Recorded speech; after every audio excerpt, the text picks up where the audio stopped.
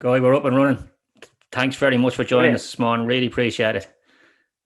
No problem at all. Looking forward to it. We generally like to get into these things with, spinning back, and people are listening to this regularly will hear me say this pretty much at the start of every podcast. It's nearly on repeat at this stage, but we do like to frame up who we're speaking to, give a bit of context of your background, where you came from, how you managed ending up where you are today. So I suppose, yeah, when I had a look at your LinkedIn profile, you started, left school 16, served an apprenticeship, went into the interior side of construction. So taking back to there, can we start right back? Like, why construction at that point in time in your life? Why construction, and why the focus on interiors? Crikey, I haven't given that much thought, to be honest, as to why construction. But I suppose when I was at school, I really enjoyed IT, which is completely not construction related. Um, and but my family was, you've got to get a trade. Everyone, get a trade. It's a good career and all that sort of thing. Is the So I just family sort of is the family sort of embedded in construction? not embedded in, but just at the time, I think I'm from that generation where everyone is either a plumber, electrician, Yeah. chippy, in interiors. So I decided that I'm going to try and get a carpentry apprenticeship, but struggled to get one essentially. But my uncle had a interiors company that done partitions and ceilings.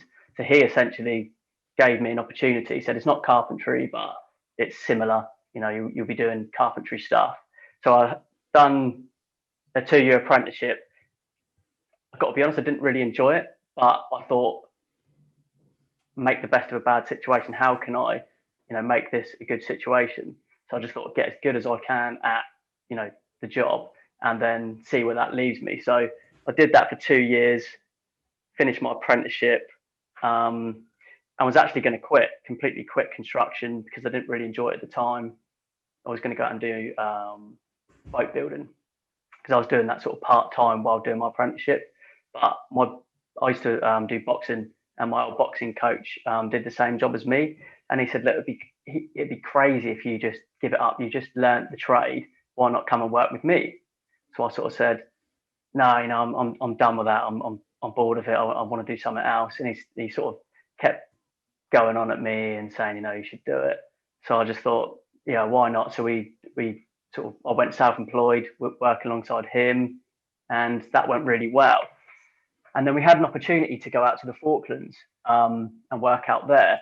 And again, at the time, I actually said no, I'm not interested in going out there, but the money was really good.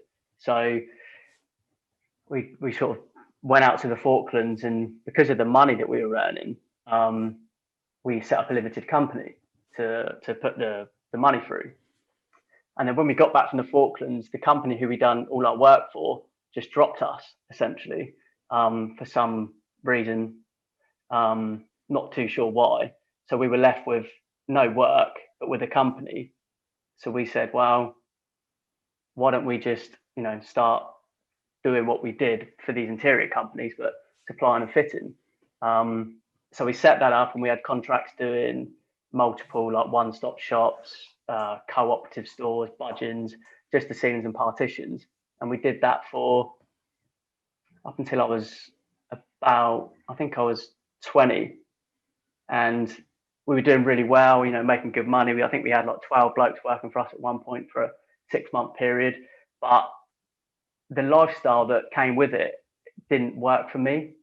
So we were constantly working away, eating out of pubs, drinking too much. Mm-hmm. Anyone in construction knows that if you're working away, it's not the most healthy lifestyle. And that really grated on me. I've always been one that's tried to focus on sort of my health and well-being. So it got to the stage where I'd had enough. It was just too much. It wasn't the working hard which bothered me. It was just the lifestyle I was living. So I said to my partner at the time that I've had enough. I want to go and do other things. Um, he thought it's probably not the best thing to do. He said, I think you should stay doing it. You've got a sort of a good career path here. But I just knew in my heart of hearts that it wasn't what I wanted to do for the rest of my life. So at the time I was doing music production on the side as well. So my idea was, well, I'm going to sell my half of the business to my business partner, go to music production college, and then sort of go down that path and sort of follow a dream of becoming a music producer and DJ, because I was DJing on the weekends at the time, and potentially move to London or move abroad so I can follow that career. And then I think it was the second week into my college course at Point Blank Music Studios, about 2 weeks after I sold the business, my wife turned around to, well, my girlfriend then, who's now my wife, turned around to me and said, I'm pregnant. So I was a bit like, okay, cool, really happy, that she was pregnant. But at the same time, I was a bit like, is this going to change what our sort of plans are? So sort of carried on at music college, was still DJing on the weekends, and I was still doing. At that point, Guy, the construction thing has completely stopped. You sold on the business, and you didn't continue any sort of construction focus as part of the career at that point. No, I was still subcontracting to companies on the side. So Monday to Friday, I would subcontract, but I wasn't focused on it. I wasn't focused on, improving that part of my career. It was more just about earning some money so I can do this music thing in the evenings and the weekends. But then my little boy George came along, and to get anywhere in music, you've got to be on the scene all the time. If you're DJing, you've got to be out on the weekends, just constantly have your face out there. And having a young child, I just couldn't do that. And I just sort of lost heart lost the passion for it, if that makes sense, and thought, well, actually, I need to do something which is going to benefit my son in the long term, and I didn't see DJ and music production as the way forward. So from then, I just sort of thought, well, what can I do? I thought, well, at the time I was subcontracting for a number of fit out companies, and they were all building these amazing offices. And I remember being on site thinking, do you know what? I think I would really enjoy that element of construction. I'd really enjoy like the interior design element, bringing sort of plans to fruition. I was seeing the meetings they were having on site with the clients and what sort of joy that brought to the clients' faces, and then seeing, the team coming at the end of the project and they're all buzzing and things like that. And I thought, yeah, I think I could do that. That'd be something that I'd really enjoy. So I think it was around, it was Christmas time, a year after my son was born. So it would have been 2015. And for the last two Christmases, I had no work around Christmas. And I thought, I've got to take control here. I can't keep having this happen. I need to do something about it. And we were walking down this road called Lakewood Road. And it was like it's a place in Southampton called Hiltonbury. And it's a really affluent area, £1 million houses, just a really nice area to live in. So every weekend I would take him there on the weekends, and, walking down the road. He was barely a year old. So he didn't know what was going on. And I would just say to him that one day we're going to live here. We're going to spend our life here, essentially. And at that point I thought, well, I need to do something. So I was walking down this road and just thought, I'm going to start a business doing this interior fit out thing. Didn't have a clue what I was doing. Never designed anything in my life, but knew that just with the right attitude and the right will, the set of skills I've got from sort of a logistical point of view and understanding the construction side, surely I'd be able to build a business around that.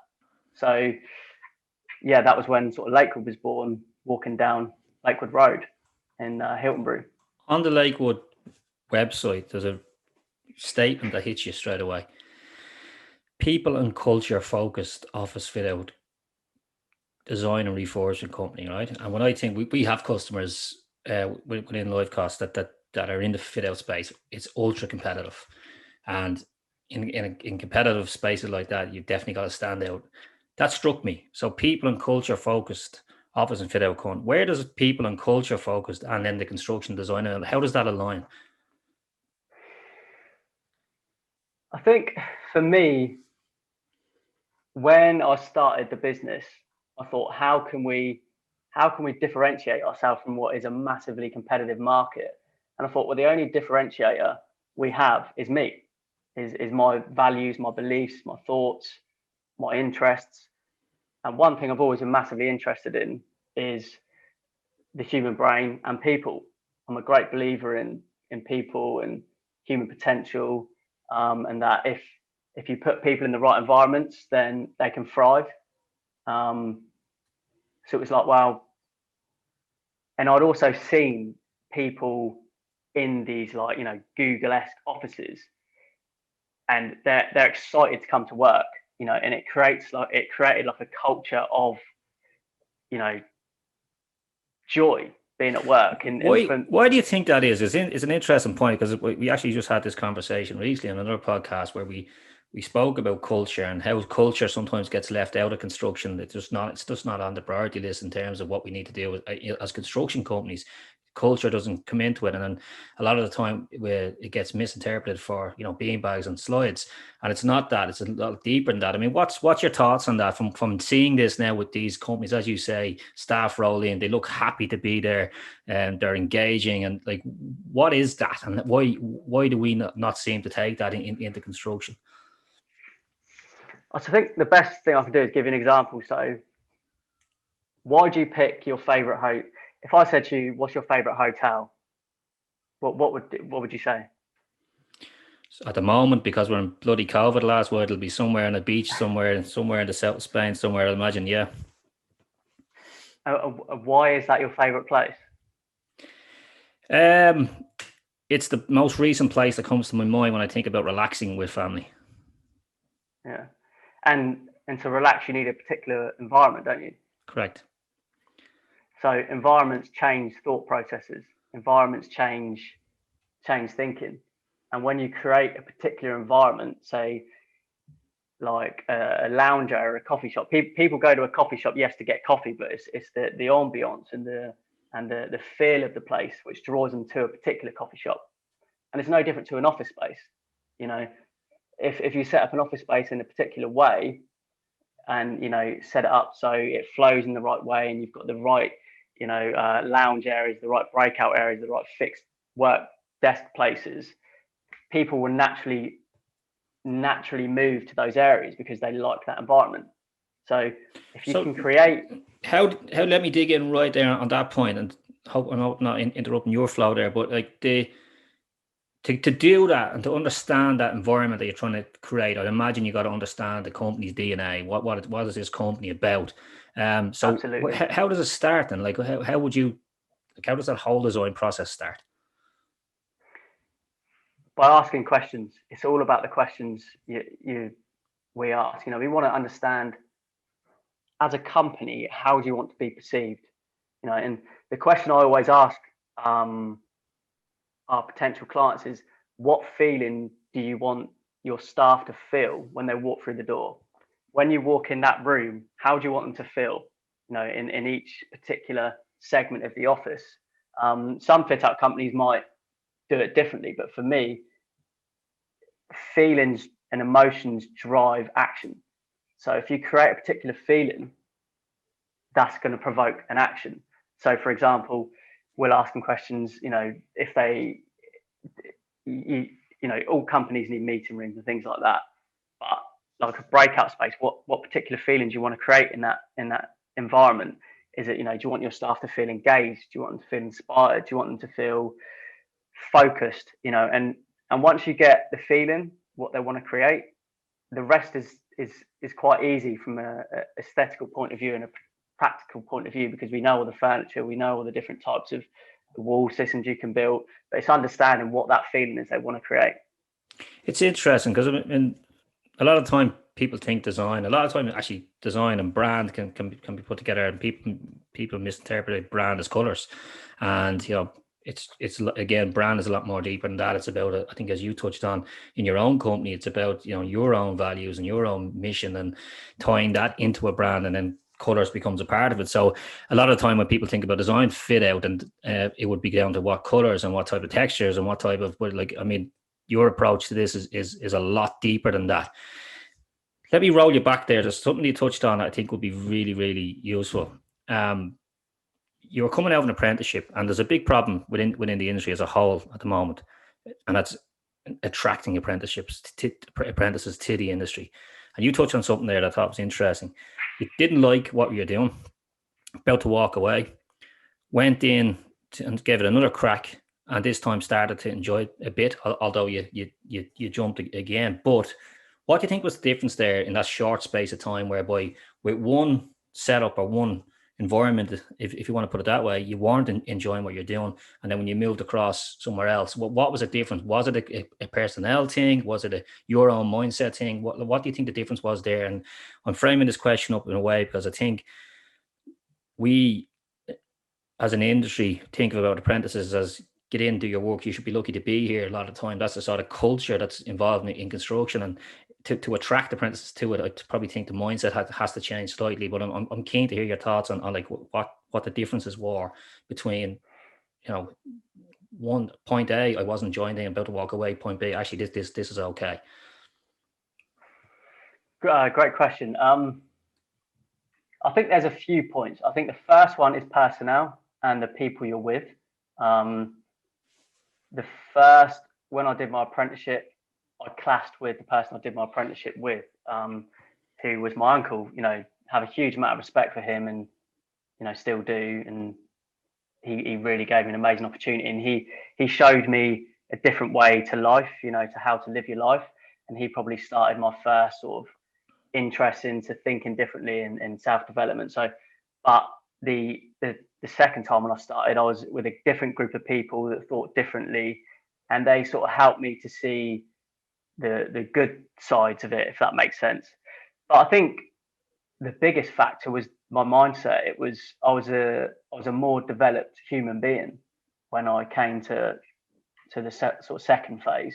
I'd done my apprenticeship. I'd been through the pain of not being any good at anything. When I started, I didn't have a clue. I wasn't naturally good at what I did. One of my mentors taught me a really great thing, which I use with my team now, is the 4 levels of incompetence. You start off where you're unconsciously incompetent, then you go from unconsciously incompetent to consciously incompetent, and you go from consciously competent to unconsciously competent. And it's basically, when I started, I was unconsciously incompetent, which meant I was very confident in my day to day because I didn't know anything. But it's not until you start actually trying to do something when you realize, actually, I'm not very good at this. And that's when you become unconfident. So I suppose in them 2 years, I went from that spectrum of not knowing what I was doing to then knowing what I was doing, and learned a huge amount about life, and realized actually it's important that I take this seriously and use what I've learned to sort of better myself, if that makes sense. Yeah, no, it makes perfect sense. Because I asked that question because I had a similar experience myself, whereby I went into carpentry apprenticeship, hated it, but the family was embedded in construction, carpentry in particular, grandfathers, uncles, brother, like you name it, they were all construction. So I just felt like I had to see this out. Hated it. And then changed companies about 2 or 3 years in. And, I came across a boss, Tom, and, Tom completely changed my mindset. And what I put it down to at the time was, he just gave me the sense of security, like, whereas I was getting hammered everywhere else. It was like, the dog at his side pretty much, getting this, like, this is not for me. Like, surely there's some easier way to make money than this. And I remember going from that to him, and I actually would put a lot of, the development past, I shortly after that went and left to spend a lot of time in Australia. And I'd always look back to how Tom treated me as an apprentice and how he treated me as an employee, and use that, to help, when I started to bring on people. I think it's massively important to apprentices. Like, I haven't gone back on the tools for a long time, but I'd be very interested to spend a bit of time back on site just to see what that dynamic is like these days. Because I think we'd all safe to say, without insulting anyone, that today's generation a little bit softer, I think. And I'd be interested to see what that dynamic on site is like. Your day to day. Sorry, I just want to touch on something else just regarding apprentices. I think it's difficult to be an apprentice, you know, in the construction industry, and I think there's good reasons for that. I think there is a stigma attached to being an apprentice in the construction industry. You know, you're the dog's body, you know, you're the tea maker and all this sort of stuff. And I think the generation of people who are experienced tradesmen should look at that as, you know what, it's actually up to us to bring them on, not you know, take the mick out of them and shout at them and things like that. I think it's really important that people that are experienced should look at apprentices not as you're just a tea boy, or you're just this. You know what? It's usually interesting because I think back to the differences between my good experience. Let's go right back to the start of the question where I'm saying what was the good environment like versus the bad environment, and how can we think about that? Any side I was on, I was exactly what you were talking about. I was the dog. I was to go to the shop, go to the make the tea, whatever it might be. And the difference between when I think about Tom and I think about the difference with him, he would include me in stuff that I had no idea was about and was years away from where I was going. For example, we were doing a fit out job in one of the biggest people that are in Ireland will know, Cleary's in Dublin, right in the middle of Dublin.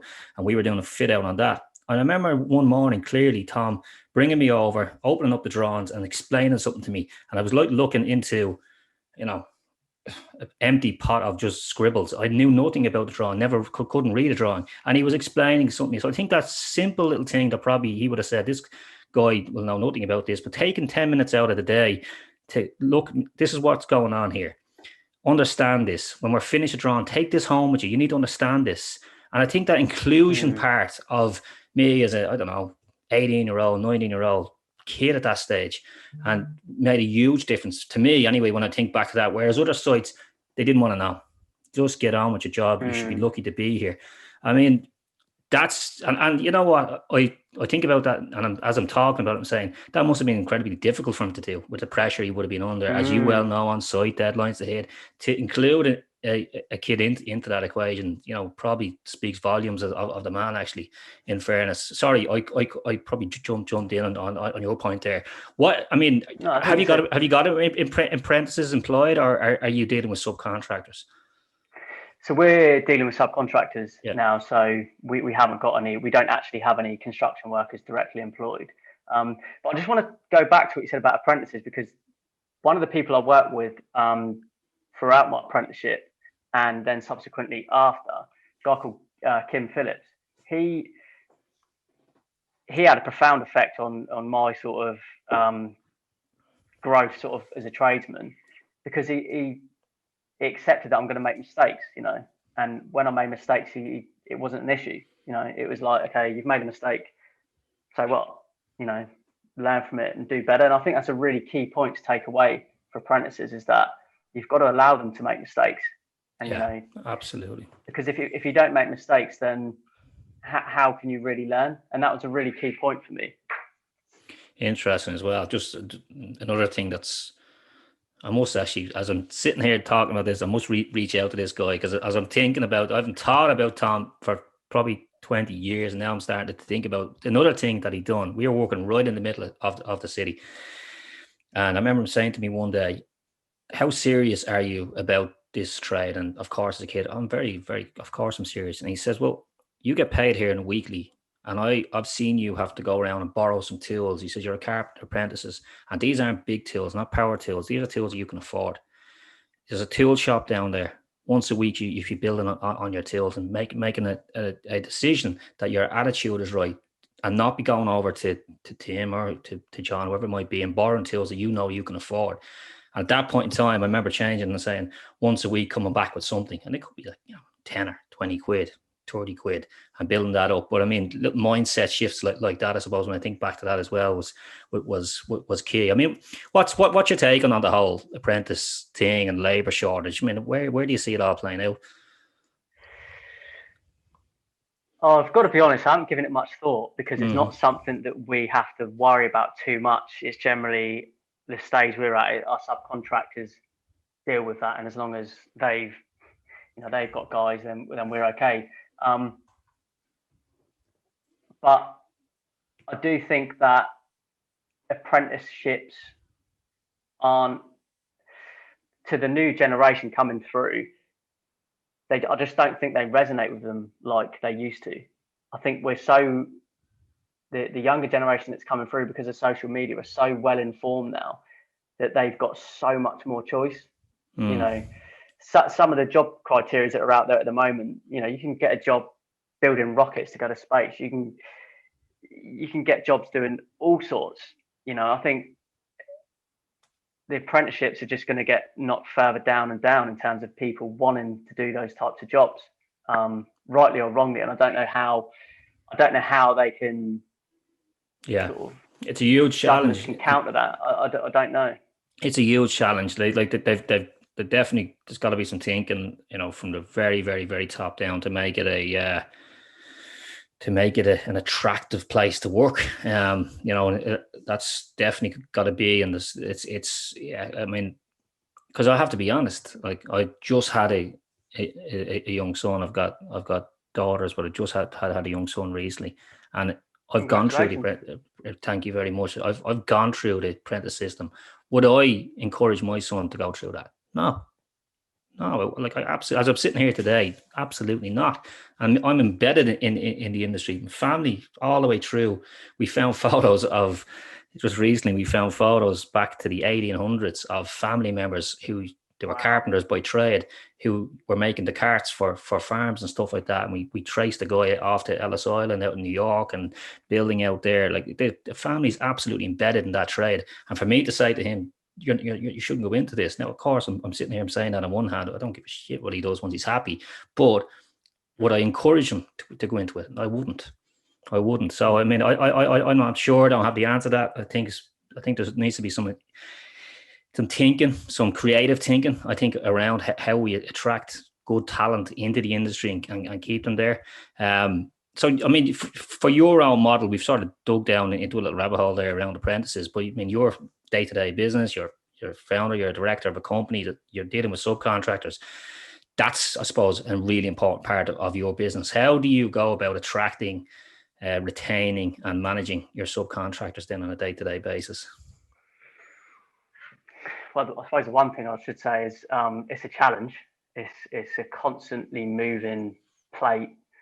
Spinning many plates, trying to keep decent subcontractors because we're a relatively new business, and it takes time to build loyalties up. But I think where I set us up on a good foot was I've always known that I was going to start a business at some point, and I didn't always know it was going to be the construction industry, but I sort of had an idea that it was likely to be.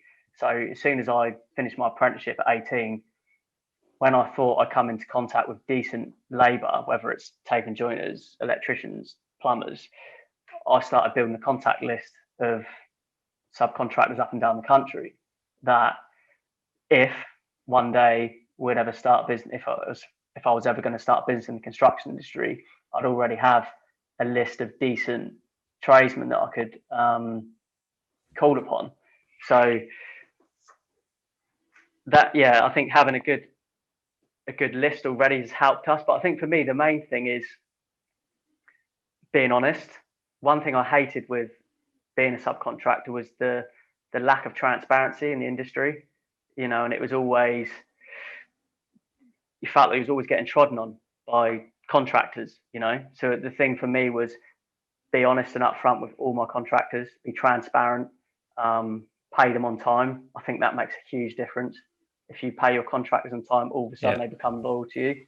And yeah,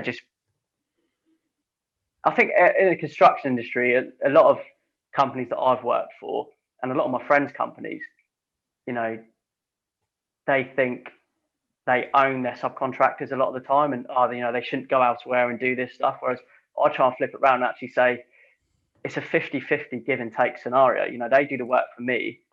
But I need them just as much as they need us. So I think having that respect for your subcontractors, I think is helped us.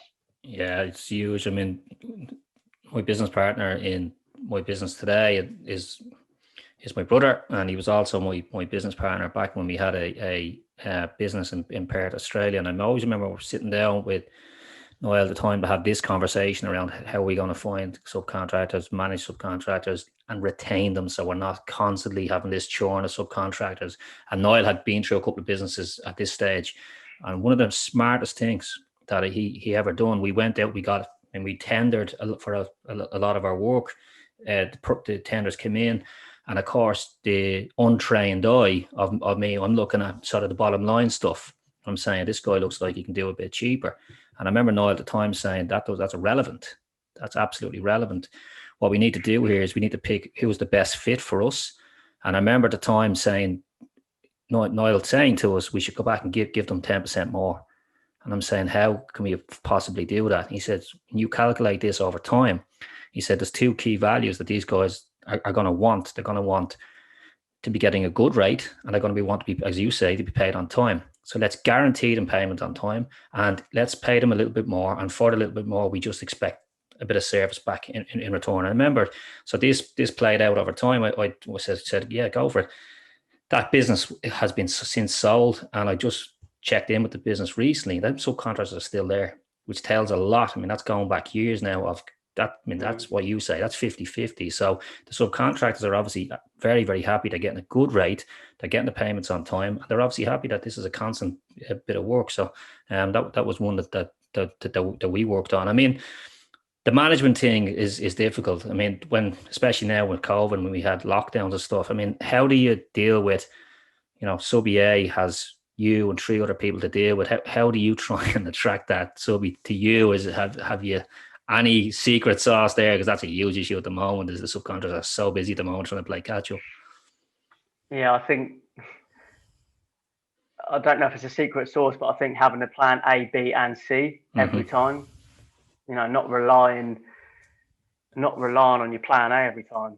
I think, as I've not always been great at that, to be fair. It's something that I've learned over the last couple of years, but it's quite easy to fall into the trap of relying on not enough contractors.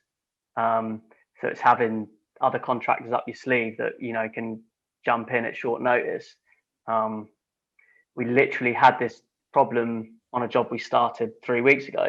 The client moved the start date by a week, by 2 weeks. The contractor who we had in place to do the bulk of the work, the petitioning work, said that he could do it, still do the project on this new start date, no problem. But as we were getting close to the project, I just got a gut feeling that he was going to let us down. And 2 weeks before the job started, he let us down. I was thinking, well, what can we do? So I spoke to our carpentry company who were doing the carpentry in the project, who I trust implicitly because we built that relationship over a couple of years. I said, look, this is our issue. Can you help us? We're willing to work with you. We understand that this is not your complete forte, but we're pretty sure you can manage this part of the build. Would you be interested? And they said, look, Guy, you've been good to us. As long as you're happy to work with us, and you expect that there might be a few issues with labour and stuff because we're having to get labour and we haven't used before, I'm sure we can work together on it. And we've got it sorted. But I think what's key in that, and the take-home point is, it's the trust. We trusted them and they trusted us, and because of that, that's how we sorted it out. Yeah, it's difficult. I mean, it's a constant, problem solving role, isn't it? I mean, I suppose how was your role evolved from the founding of the company to probably to where you are today? I mean, have you sort of changed roles? Are you bringing people in beside you now to sort of take on some responsibility?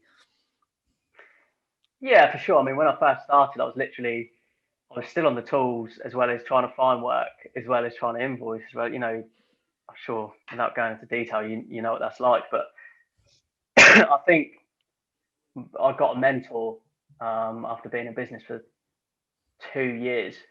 I realised I needed help. I was good at what I did on the tools. I never run a business before, so I got a mentor, and the first thing he said to me in our first session was, excuse me, I'm just gonna have a quick drink of my drink. Yeah, go ahead.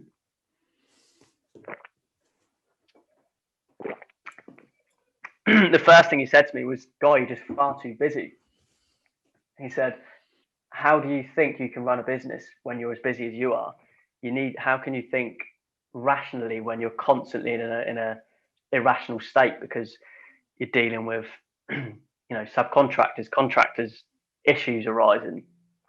So I quickly realised that I needed a contract manager, probably sooner than I thought would need one, and that was game changing, because it was like dumping a whole load of stress on someone else that then just created all this extra bandwidth in my brain to be able to put towards business planning.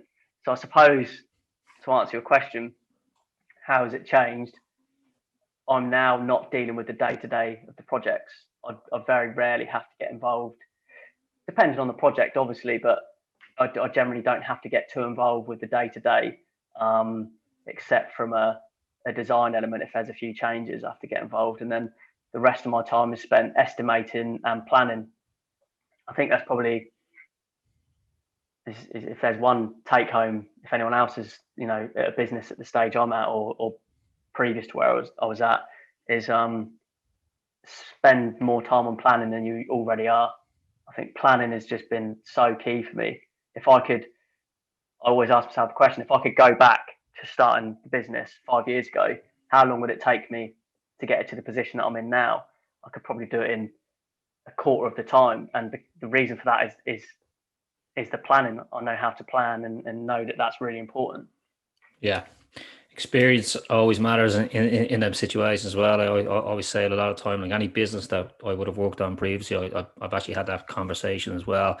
Say, like, going back to where you could do it a lot more efficiently than now, and that's just the learning. So you've got the scars. I mean, one of the things that you do as well, obviously freed up some spare time. You've got a podcast going on the side, so you've obviously got some nice time to do some little side hustles as well. And tell us about the podcast. What's all that about? Yeah, I mean, it's funny actually. The podcast has been on hold since sort of throughout the pandemic. Yeah. Because I won't go into detail on that. It's just basically a time thing essentially. But the idea of the podcast was, I'm fascinated by people that have been successful in life, or whether that's in business, relationships, finance, human health. I'm fascinated by people that reach high potentials, and just people's life stories, really. So it was, and I had met a lot of cool people throughout my sort of business life, and been fortunate enough to have some great conversations. And I thought, how can I do this more often, but give value at the same time? So I thought, well, why not just hit record when we're having these conversations and see where it goes. But I was literally today, I went for a run this morning, and we've come for a really busy period. And I went for my run this morning and thought, we've got over this really busy period now. I've got some more time to sort of reflect and figure out where I want to go for the next 6 months. And I thought, I need to get the podcast back up and running. So I was thinking literally today, like, what guests can I get in, and I need to start planning it. But in answer to your question, I'm just fascinated by people, fascinated by people's stories, and feel that you can learn from anyone. Yeah, no, it's great. And I mean, this technology has given us a ridiculously easy way to sort of reach out to people. I mean, what we're doing here today, like it's just ridiculous. Like, we're both, we can press record on this conversation and get it out there, and hopefully just, some people can gather some value from it. You've been very kind with your time, Guy. Where can people learn more about you, Lakewood, and I suppose the podcast as well, if we're going to get it going again? So specifically for the podcast, it's called The Business of Life. You can get it on Spotify, Apple Podcasts, all the podcast platforms. There was a website, but it's redundant at the moment. When it comes back online, it'll be www.businessoflife.co.uk. The business on our LinkedIn pages, our Instagram page, or our the website lakewoodprojects.co.uk. And myself, I don't really do too much on social media other than Instagram, and a bit on LinkedIn is something I'm looking to do in the near future. But yeah, just on the social platforms, really. Excellent. Guy, we're really interested to see where this goes. Thanks very much for your time. Likewise, Ciaran. Really appreciate it.